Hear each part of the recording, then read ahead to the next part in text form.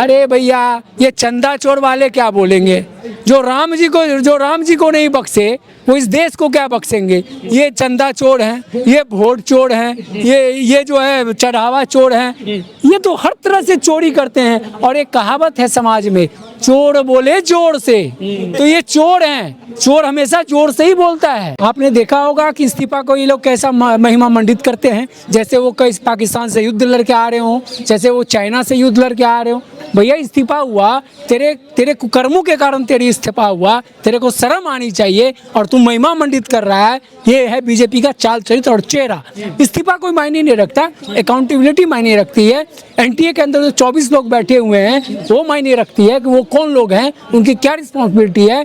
सरकार का जो है फोकस इस पे होना चाहिए कि बच्चों का भविष्य कैसे बने, सही ढंग से पारदर्शी तरीके से परीक्षा कैसे हो। सरकार का मापदंड ये होना चाहिए। सरकार का मापदंड ये नहीं होना चाहिए कि हम झुकते नहीं हैं, लेकिन सरकार को मैं ये बताना चाहता हूँ तुम झुकते भी हो और झुकाने वाले भी हम लोग हैं। अगर सरकार हमारे अपनी बातों से मुकरेगी तो जैन जी फिर से सर को उतरेगा। एक गोली भी चली थी बिहार में AK-47 से, उसको किस तरह देखते हैं? क्या आतंकवादी है छात्र? जिस राज्य का मुख्यमंत्री चौथी पास हो, 7वीं पास हो, जिस राज्य के मुख्यमंत्री के ऊपर हत्या का मुकदमा चलता हो, उस मुख्यमंत्री से आप क्या अपेक्षा रख सकते हैं? वो उस मुख्यमंत्री से यही अपेक्षा रख सकते हैं कि इन्हीं की भाषा में जब तक जवाब नहीं दिया जाएगा तब तक ये लोग शांत से नहीं बैठने वाले लोग। संतोष जी, आप फिर आ गए हैं जंतर मंतर पर। 2-3 दिन ही हुए हैं यहाँ पे आंदोलन खत्म हुए CJP का, अब क्या चाहते हैं आप?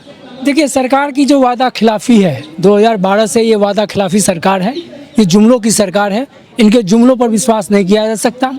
इन्होंने जो वादा किया था 25 तारीख के मीटिंग में, ये अपने वादे पे खड़े नहीं उतर पाए हैं। आज भी लोकसभा के अंदर लीडर ऑफ ऑपोजिशन को नहीं बोलने दिया गया।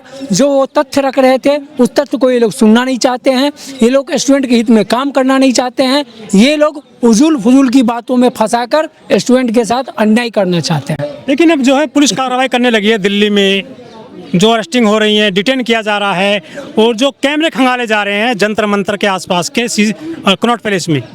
देखिए, ये तो इनका पहले से ही तय था और हम लोगों से भी कहीं ना कहीं चूक हुई है। इनकी बातों पर विश्वास करके प्रोटेस्ट को हम लोगों ने ख़त्म किया।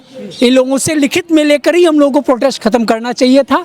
ये हमारे CJP के वार्ताकार से मिस्टेक हुई है। तो जश्न मनाए ना कनॉट पैलेस में, वो नाचे कूदे हैं CJP के जो पदाधिकारी हैं। खैर, इसको हमारे सोनम वांगचुक साहब ने क्लियर कर दिया है कि विजय के साथ विनम्रता होनी चाहिए। और मैं फिर से BJP के तमाम लीडरों से, जो अपने आप को लीडर समझते हैं, उनसे आह्वान करता हूं कि विजय को विनम्रता में ले और नाच गाने से कोई प्रोटेस्ट सफल नहीं होता। ये प्रोटेस्ट आम जनता का था, ना कि CJP के कुछ नेताओं का था।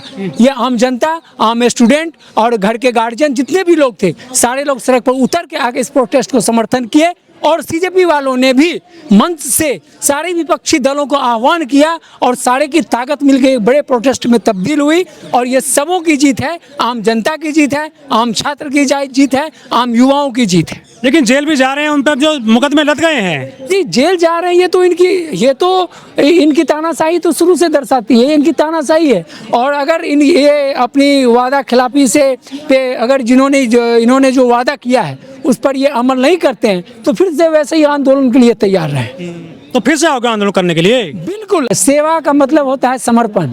अगर किसी ने बच्चों के लिए, छात्रों के लिए और इस प्रोटेस्ट में शामिल लोगों के लिए अपना सेवा दिया है तो उसका फल भगवान जरूर देंगे और जुन्नैद जी को जीत होगी। सत्यमेव जयते, सत्य की हमेशा। लेकिन परिवार को परेशान किया जा रहा है, डिटेन किया जा रहा है उनको।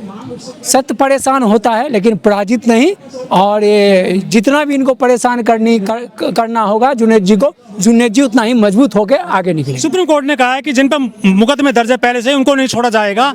जो निर्दोष हैं, जो बिल्कुल पाक साफ हैं, केवल उनको रिहा किया जाएगा। तो सबसे पहले तो आप अमित मालवीय को पकड़ो जिनके ऊपर बलात्कार का केस है।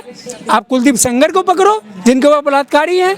आज ब्रजभूषण शरण सिंह को पकड़ो जो बलात्कारी है। आंदोलन में आए थे। अरे आप आंदोलन में BJP के लोग आए थे, RSS के लोग आए थे, RSS के लोग ने दंगा फैलाया, उनको आप पकड़ो। ये निर्दोष छात्र को क्यों पकड़ रहे हो? आप कायर हो। जो जा रहे हैं जैन जी अपने घरों को लौट कर, उनको निशाना बनाया जा रहा है। गाजियाबाद हो चाहे दिल्ली हो चाहे कहीं भी हो। ये इनका हताशा दर्शाता है, इनकी कमजोरी दर्शाता है। ये लोग बेहद ही डरपोक किस्म के लोग हैं और ये लोग खाकी वर्दी की आड़ में गुंडागर्दी करते हैं। आज खाकी वर्दी अगर साइड हो जाए तो इनकी सारी औकात, सारी हैकड़ी निकल जाएगी। जो कंगना राणौत बीजेपी की सांसद हैं, वो निशाना बनाया उन्होंने महिलाओं को, कह रहे गटर से निकल के आई हैं। किसकी बात करते हैं? जिसका खुद चरित्र का कुछ पता नहीं, जो खुद नंगी होके फिल्म में प्रमोशन करती है, उस कंगना राणौत की बात करते हैं। उसकी बातों पर प्रतिक्रिया देना मूर्खता है। क्या लग रहा है, अब ये कह रहे हैं कि दोबारा आंदोलन होगा?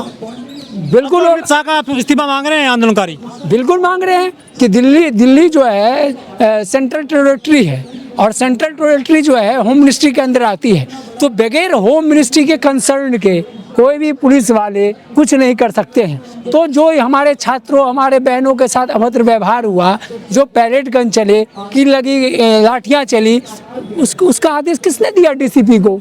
इसका जवाब कौन देगा? गृह मंत्री देगा। गृह मंत्री जिम्मेदार है इसके लिए। गृह मंत्री को बताना पड़ेगा कि उन्होंने डीसीपी को या दिल्ली पुलिस कमिश्नर को क्या आदेश दिया था, छात्रों पर लाठीचार्ज करने के लिए, छात्राओं के साथ व्यवहार करने के लिए, पैरेड गन चलाने के लिए? इसका जिम्मेदार तो राहुल गांधी जी भी ने लोकसभा में यही क्वेश्चन पूछा है कि अमित शाह जवाब दे। अमित शाह लोकसभा से गायब क्यों है?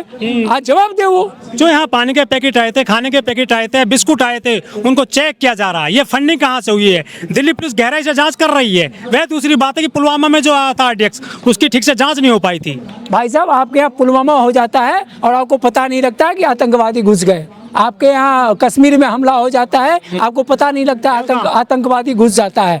तो आपकी आईबी, आपका खुफिया तंत्र कितना मजबूत है यह देश जानता है, ठीक है। और जहाँ पर फंडिंग की बात है, यहाँ पे देश के तमाम वो प्रबुद्ध लोग, बुद्धिजीवी लोग, न्यूट्रल लोग जो देश से प्यार करते हैं, वो अपने गाड़ी कमाई के पैसे से यहाँ छात्रों को, युवाओं को, जो भी लोग इस प्रोटेस्ट में आए थे, उनको पानी पिलाने का काम किया है, खाना खिलाने का काम किया है। वो धन्यवाद के पात्र है। अरे मोदी सरकार क्यों कहते हैं? तानाशाह सरकार बोलिए। मोदी सरकार नहीं है ये तानाशाह सरकार है। और जब जनता सड़कों पे आई है, बड़े बड़े तानाशाह को उखाड़ के फेंक दिया है। इस तानाशाह का भी जाने का समय आ गया है, क्योंकि जब नाश मनुष्य पे छाता है, पहले विवेक मर जाता है। तो इन पे नाश छा गया है और इनका बुद्धि और विवेक काम करना बंद कर दिया है। अब इनके पतन की शुरुआत हो चुकी है। लेकिन जो अभागे ब्राह्मण है, कुमार विश्वास, उन्होंने कहा है कि मेरी माँ मुझे बताती थी कि ये गंदगी में पनपता है, जो कॉकरोच होता है, उसके लिए हिट बने हैं देश में। बड़ा बयान दिया उन्होंने युवा पीढ़ी के लिए। देखिए, कुमार विश्वास को आप ब्राह्मण मत कहिए। दो शब्द होते हैं, ब्राह्मण और बाभन। तो कुमार विश्वास बाभन है, जो हर तरह के कर्मों में लिप्त है। यही कुमार विश्वास अन्ना आंदोलन से उपजा हुआ वो कीड़ा है, कॉकरोच है। वो वही कॉकरोच है जिसको अरविंद केजरीवाल ने सांसद नहीं बनाया, किसने अरविंद केजरीवाल को भी गाली दिया। ये उसके बाद राहुल गांधी का गुणगान करने लगे, ये उसके बाद अमेठी में जाके चुनाव लड़ने लगे, उसके बाद ये बीजेपी के गोद में जाके बैठे। ये कुमार विश्वास ब्राह्मण नहीं है, बावन है। और ये कवि है, राष्ट्र कवि।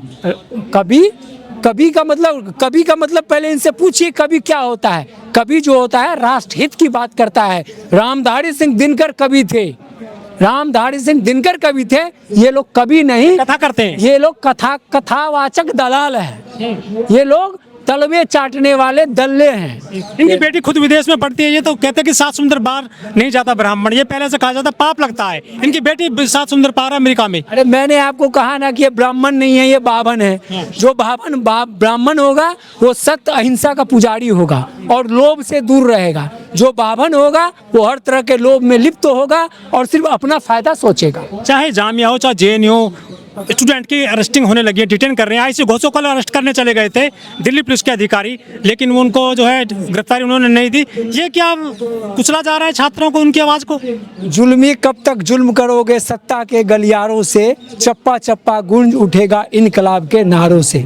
सरफरोशी की तमन्ना अब हमारे दिल में है, देखना है जोर कितना बाजुए कातिल में है। एक आवाज़ और उठी है सर, यहाँ पर कह रहे हैं कि आरक्षण भी समाप्त होना चाहिए। क्या ठीक है आपकी नज़र में?